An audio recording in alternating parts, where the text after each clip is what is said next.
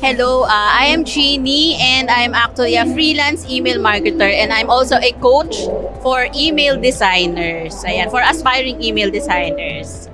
Okay, because I also started from scratch, no. When I entered freelancing, I have zero knowledge, and to really support people who know how to start from zero, no.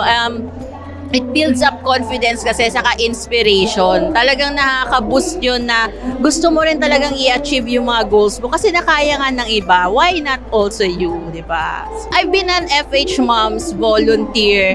I think way back, actually this event, Mother's Day event, we've been doing this for 3 years. And for 3 years, nandito ako. The very first role as a volunteer I have is dun sa registration, no? Sa registration area ako. And then last year, same again, pero I was able to sponsor a prize. Ngayon naman, who would have thought I will be a host in this event? And the very reason kaya I'm supporting FH Moms and this kind of events is because I want to give back talaga sa community, because this is where I started also. Talagang I was inspired, no, not just to be a mom but to also have goals and have a career kahit nasa bahay lang. From this event talaga you will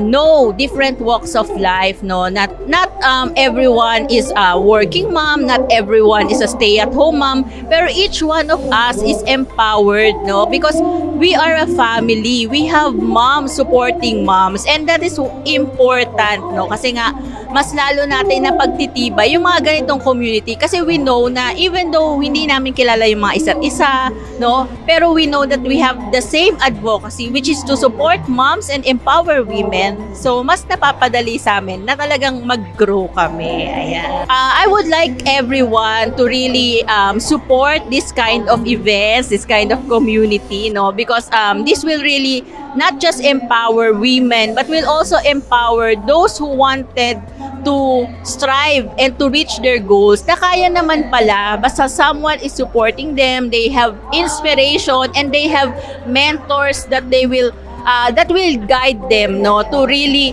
aim for the goal. Ayan.